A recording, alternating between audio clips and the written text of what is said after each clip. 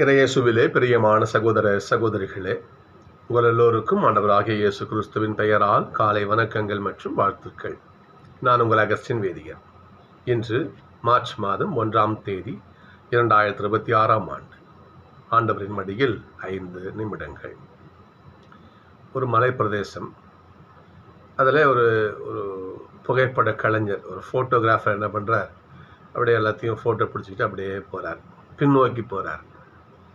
திடீர்னு ஒரு கால் இடறி பெரிய பள்ளத்தில் தவறி விழுந்து என்ன பண்ணுறார், உயிர் பிழைக்க ஒரு மரத்துடைய கிளையை பிடிச்சிக்கிட்டு தொங்கிட்டு இருக்கார்.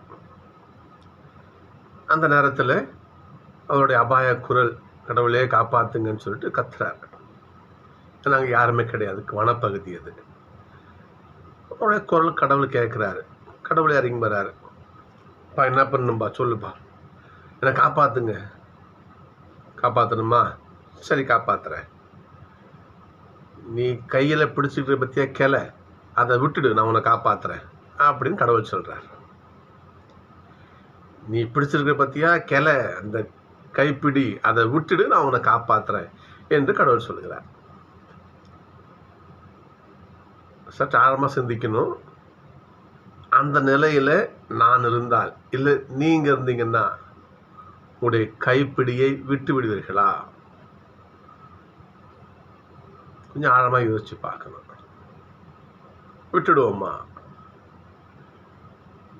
அந்த அளவுக்கு கடவுள் வார்த்தையின் மேல் நம்பிக்கை வைத்து நமது பிடியை தளர்த்துவோமா? யோசிச்சு பார்க்கணும். ஆனால் தளர்த்த வேண்டும்.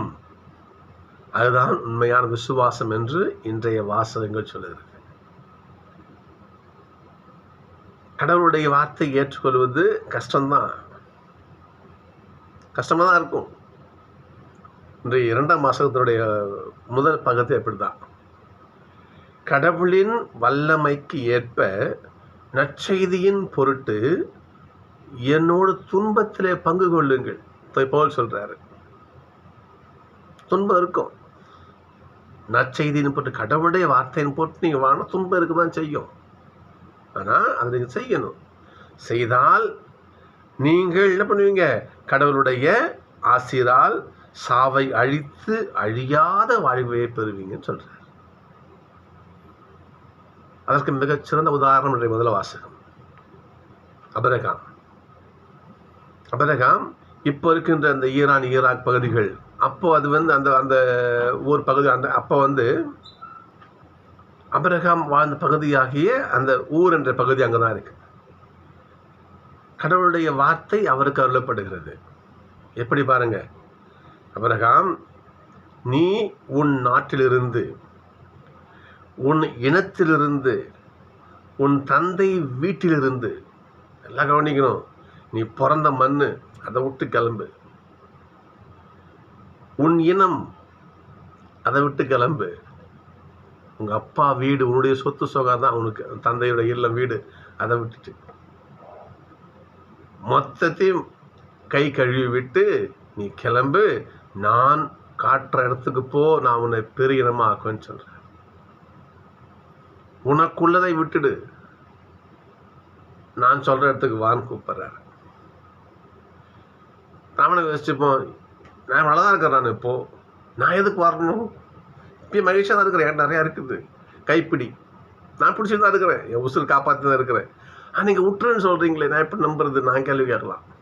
அதனால் அபிரகாம் கேட்கவில்லை. பாருங்க பாப்போம், வார்த்தை கவனிக்கணும். அவர் உடனே என்ன பண்ணுறாரு? கிளம்புறாரு. அப்படி கிளம்பிய அந்த அபிரகாம் தான் விசுவாசத்தின் தந்தை என அழைக்கப்படுகிறார். சரிங்களா சகோதரர்களே? அபிரகாம் விசுவாசத்தின் தந்தை. ஏனென்றால் ஆண்டவர் வார்த்தையை முன்ன வச்சார். ஏனென்றால் அவ்வாறு சொல்லுகிறவர் சாதாரண ஆள் கிடையாது. ஞாபகம் வச்சுக்கணும்.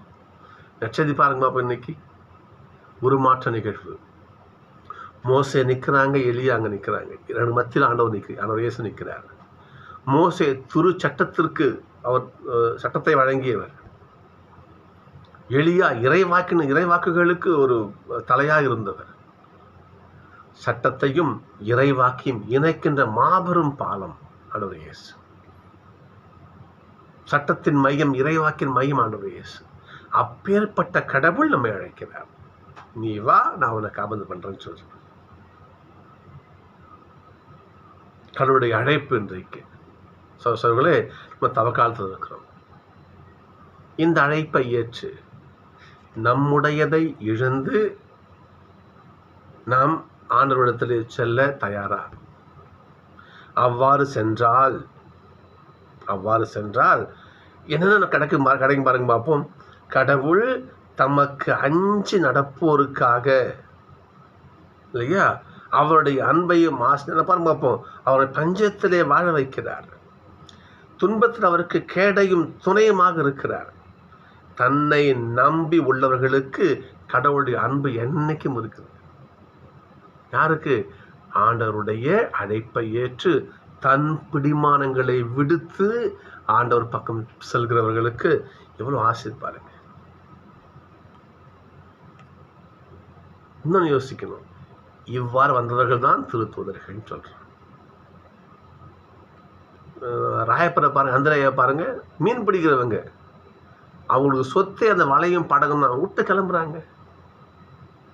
மத்தேயு பாருங்க, வரி வாங்குற ஒரு பணம் கொழிக்கின்ற இடம், விட்டு கிளம்புறாருன்னு எல்லாம் பாருங்க பார்ப்போம். நீங்க கடவுளை பின் சென்ற அனைவருமே தங்களுக்கானதை விட்டு தங்களுடைய பிடிமானத்தை விட்டு பின் சென்றவர்கள் தான் இன்றைக்கு புனிதர்களாக வாழ்ந்துட்டு இருக்காங்க.